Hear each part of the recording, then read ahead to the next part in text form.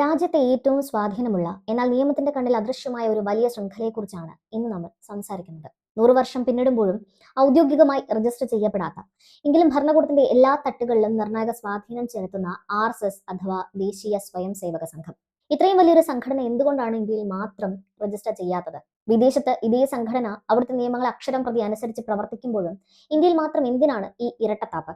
സ്വതന്ത്ര പത്രപ്രവർത്തകനായ കുനാൽ പുരോഹിത് എഴുതിയ the RSS is India's biggest NGO but it is not registered എന്ന ലേഖനത്തെ ആസ്പദമാക്കിയാണ് നമ്മൾ ഇന്ന് സംസാരിക്കാൻ പോകുന്നത്.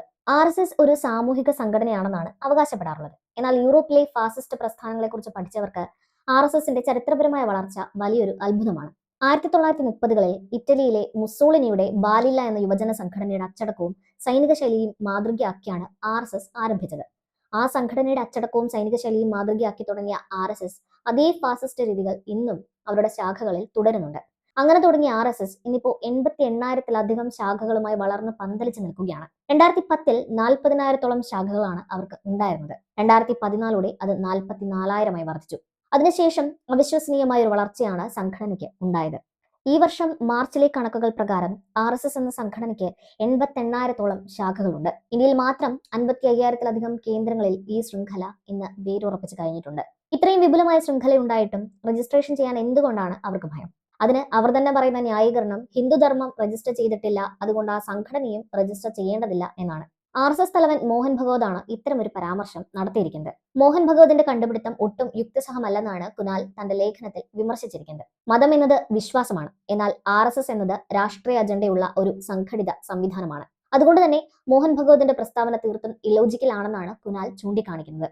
ദേശീയ പക്ഷി, ദേശീയ മൃഗം, ദേശീയ വൃക്ഷം എന്നൊക്കെ പറയുന്നത് പോലെ നാളെ ഒരു ദേശീയ പാർട്ടിയായി RSSനെ വാഴ്ത്തിപ്പാടാനാണോ സംഘം ഉദ്ദേശിക്കുന്നതെന്നും വ്യക്തമല്ല. ഇന്ത്യയുടെ ഔദ്യോഗിക പാർട്ടി എന്ന പദവിക്ക് പ്രത്യേകിച്ച് രജിസ്ട്രേഷൻ വേണ്ട എന്ന പ്രസ്താവനയിലേക്ക് വരെ കാര്യങ്ങളെ കൊണ്ടെത്തിക്കാനാവും സംഘടന ഉദ്ദേശിക്കുന്നതെന്നാണ് എനിക്ക് തോന്നുന്നത്. വിഷയത്തിലേക്ക് നമുക്ക് തിരിച്ചു വരാം. ഇന്ത്യയിൽ രജിസ്റ്റർ ചെയ്തില്ലെങ്കിലും വിദേശത്ത് അവർ എല്ലാ നിയമങ്ങളും കൃത്യമായി പാലിക്കുന്നുണ്ട്. ലോകമെമ്പാടുമുള്ള 38 രാജ്യങ്ങളിലായി 2,500-ലധികം പോഷക സംഘടനകളാണ് RSSനുള്ളത്. HSS അഥവാ ഹിന്ദു സ്വയം സേവക് എന്നൊരു പോഷക സംഘടന അമേരിക്കയിൽ പ്രവർത്തിക്കുന്നുണ്ട്. ഇന്ത്യയിലെ RSSുമായി ആശയപരമായി ഒട്ടേറെ സാമ്യതകൾ പുലർത്തുന്ന ഒരു സംഘടനയാണ് HSS. RSSന്റെ ഓവർസീസ് വിങ് ആയി പലരും ഈ സംഘടനയെ വിശേഷിപ്പിക്കാറുണ്ട്.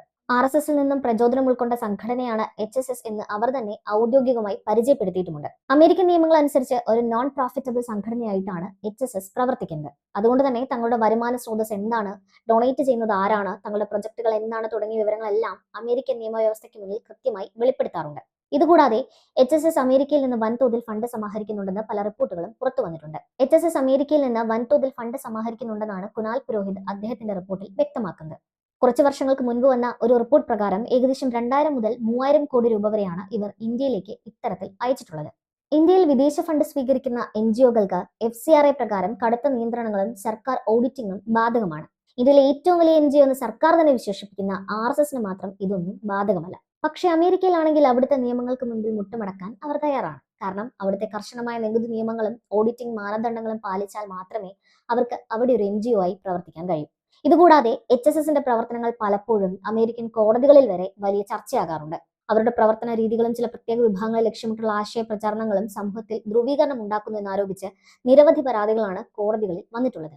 നിയമം കർശനമായ ഇടത്ത് സുതാര്യരാകാൻ നിർബന്ധിതരാകുന്നവർ ഇന്ത്യയിലെത്തുമ്പോൾ എന്തുകൊണ്ട് ആ സുതാര്യത കാണിക്കാൻ മടിക്കുന്നു എന്നത് തന്നെയാണ് ഈ വിഷയത്തിലെ ഏറ്റവും വലിയ ചോദ്യം. രജിസ്റ്റർ ചെയ്യാതിരിക്കുന്നത് കൊണ്ട് RSSന് ലഭിക്കുന്ന ഗുണങ്ങൾ നിരവധിയാണ്. ഒന്നാമതായി, സാമ്പത്തിക ഇടപാടുകളെ കുറിച്ച് ആരോടും മറുപടി പറയേണ്ടതില്ല. ഡൽഹിയിൽ ആസ്ഥാന മന്ദിരം നിർമ്മിക്കുമ്പോൾ ആ കോടികൾ എവിടെ നിന്ന് വന്നു എന്ന് ചോദിക്കാൻ പോലും ആർക്കും അവകാശമുണ്ടാവില്ല. രണ്ടാമതായി, അംഗത്വ പട്ടിക പുറത്തുവിടേണ്ടതില്ല. നാഥുറാം ഗൂഡ്സെ വിഷയത്തിൽ പോലും അദ്ദേഹം സംഘടനയുടെ ഭാഗമായിരുന്നു എന്ന ചോദ്യം വരുമ്പോൾ RSS വളരെ ഈസിയായി അവർ കൈ കഴുകി മാറി നിൽക്കുന്നത് അതുകൊണ്ടാണ്. അതായത് തങ്ങളുടെ അംഗം എന്ത് തെറ്റ് ചെയ്താലും സംഘടനയ്ക്ക് അതിൽ ഉത്തരവാദിത്തമില്ലെന്ന് പറയാൻ അവർക്ക് എളുപ്പത്തിൽ കഴിയും. സർവകലാശാലകളിൽ വൈസ് ചാൻസലർമാരെ നിയമിക്കുന്നത് മുതൽ സാധാരണ പ്രൊഫസർമാരുടെ പ്രൊമോഷൻ വരെ സംഘത്തിന്റെ അനുമതിയില്ലാതെ നടക്കുന്നില്ല എന്നതും അലിഖിതമായ ഒരു സത്യമാണ്.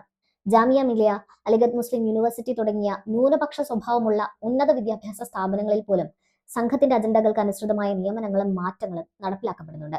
ഗവൺമെന്റ്, പോലീസ്, കോടതി, മാധ്യമങ്ങൾ തുടങ്ങി ജനാധിപത്യത്തിന്റെ എല്ലാ തൂണുകളിലും ഇന്ന് സംഘത്തിന്റെ നിഴൽ വ്യക്തമായി വീണു കഴിഞ്ഞിട്ടുണ്ട്. കോൺഗ്രസ് വർഷങ്ങളോളം ഇന്ത്യ ഭരിച്ചിട്ടും എന്തുകൊണ്ട് ഈ ചോദ്യം ഉയർത്തിയില്ല എന്നത് വലിയൊരു ദുരൂഹതയാണ്. പലപ്പോഴും കോൺഗ്രസ് ഭരണകൂടത്തിനുള്ളിൽ തന്നെ സംഘത്തിന്റെ ആശയങ്ങളോട് മൃദു സമീപനം പുലർത്തുന്നവർ ഉണ്ടായിരുന്നുവെന്ന് വിശ്വസിക്കപ്പെടുന്നുണ്ട്. കോൺഗ്രസ് ഒരു മതേതര പാർട്ടിയാണെന്ന് അവകാശപ്പെടുമ്പോഴും സ്വാതന്ത്ര്യാനന്തര കാലഘട്ടത്തിൽ പോലും പാർട്ടിയിലെ പല നേതാക്കൾക്കും മൃദു ഹിന്ദുത്വ സമീപനം ഉണ്ടായിരുന്നു. RSSനെ ഒരു തീവ്രവാദ സംഘടനയായി മുദ്ര കുത്തുന്നതിന് പകരം ഹിന്ദുമതത്തിന്റെ ഭാഗമായ ഒരു സാമൂഹിക സംഘടനയായി കാണാൻ പല കോൺഗ്രസ് നേതാക്കളും ആഗ്രഹിച്ചിരുന്നു. ജവഹർലാൽ നെഹ്റുവിന്റെ കാലത്ത് RSSനെതിരെ കടുത്ത നിലപാടുണ്ടായിരുന്നെങ്കിലും പിന്നീട് വന്ന പല നേതാക്കളും അവരുമായി പരോക്ഷമായ ധാരണകൾ വെച്ചു പുലർത്തിയിരുന്നു. രാജ്യത്തെ ഹിന്ദു വോട്ടുകൾ നഷ്ടപ്പെടുമോ എന്ന ഭയം കോൺഗ്രസിനെ പലപ്പോഴും RSSനെ ചോദ്യം ചെയ്യുന്നതിൽ നിന്ന് തടഞ്ഞിരുന്നു. RSSനെ നിയമപരമായി ചോദ്യം ചെയ്യുകയോ നിരോധിക്കാൻ ശ്രമിക്കുകയോ ചെയ്താൽ അത് ഹിന്ദുക്കൾക്കിടയിൽ തങ്ങൾക്കെതിരായ വികാരം ഉണ്ടാക്കുമെന്ന് കോൺഗ്രസ് കരുതി. ഈ ഭയം കാരണം അവർ RSSനെതിരെ കർശന നടപടിയെടുക്കുന്നതിൽ നിന്ന് വിട്ടുനിന്നു. RSS അണികൾ ഭരണകൂടത്തിന്റെ വിവിധ തട്ടുകളിൽ പതിറ്റാണ്ടുകൾ കൊണ്ട് നുഴഞ്ഞു കയറിയിരുന്നു. കോൺഗ്രസ് ഭരിക്കുമ്പോൾ പോലും ഈ സംവിധാനങ്ങൾക്കുള്ളിൽ RSSന് വലിയ സ്വാധീനമുണ്ടായിരുന്നു. അതുകൊണ്ട് തന്നെ RSSനെതിരെ നടപടിയെടുക്കാൻ ശ്രമിച്ചാൽ അത് സ്വന്തം ഭരണ സംവിധാനത്തിനുള്ളിൽ തന്നെ വലിയ തിരിച്ചടിക്ക് കാരണമാകുമെന്ന് കോൺഗ്രസ് നേതൃത്വത്തിന് അറിവുണ്ടായിരുന്നു. രജിസ്റ്റർ ചെയ്യാത്തതുകൊണ്ട് കണക്കുകളില്ല, കണക്കുകളില്ലാത്തതുകൊണ്ട് ചോദ്യങ്ങളില്ല, ചോദ്യങ്ങളില്ലാത്തതുകൊണ്ട് ഉത്തരവാദിത്വവുമില്ല. ഒരു നൂറ്റാണ്ട് പൂർത്തിയാക്കുമ്പോഴും നിയമത്തിന് കീഴിൽ അവർ വരാൻ ഉദ്ദേശിക്കുന്നില്ലെങ്കിൽ അതിനർത്ഥം ഇനി ഈ രാജ്യത്ത് നിയമങ്ങൾ നിർമ്മിക്കാൻ പോകുന്നതും നടപ്പിലാക്കാൻ പോകുന്നതും അവരാണ് എന്ന് തന്നെയാണ്. ദേശീയ ഭാഷയായി ഹിന്ദി വേണമെന്ന് ചിലർ വാശി പിടിക്കുന്നത് പോലെ നാളെ ഒരു ദേശീയ പാർട്ടിയായി RSSനെ വളർത്തിയെടുക്കാനുള്ള ശ്രമമാണ് നടന്നുകൊണ്ടിരിക്കുന്നത്.